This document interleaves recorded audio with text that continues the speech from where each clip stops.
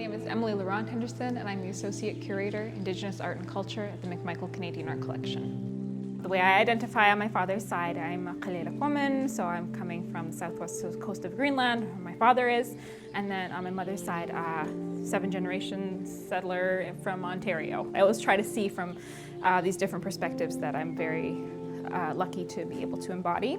Worlds on paper, it's simultaneously a play on words. It's like works on paper, worlds on paper. But it is also this idea that artists, especially in these early generations between 1959 and 1990, they're very rapidly translating out their world as they know it, as they are seeing it change onto paper.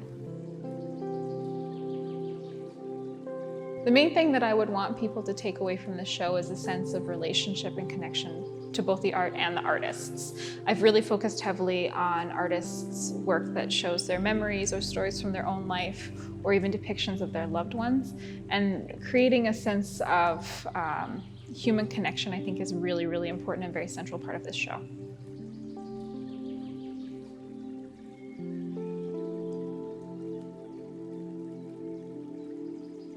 So Kinngait Studios was founded in 1959, and it's a faction of Webek, or West Baffin Eskimo Cooperative. As an aside, that is a term. The term Eskimo is not a term that is broadly used in everyday conversation, but it does remain an important part of the legacy of Webek, and it continues to be a part of their name today.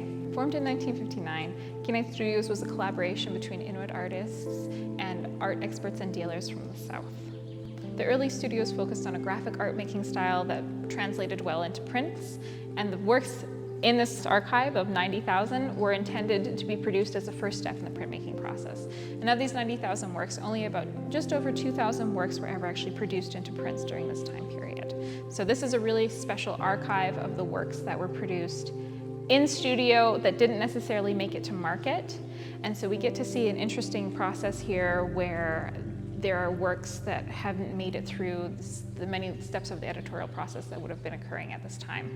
And so this is works that are firsthand. Sometimes they're works that are just for the artist's own enjoyment or pleasure, or to experiment with different styles, or to memory keep or keep records for themselves.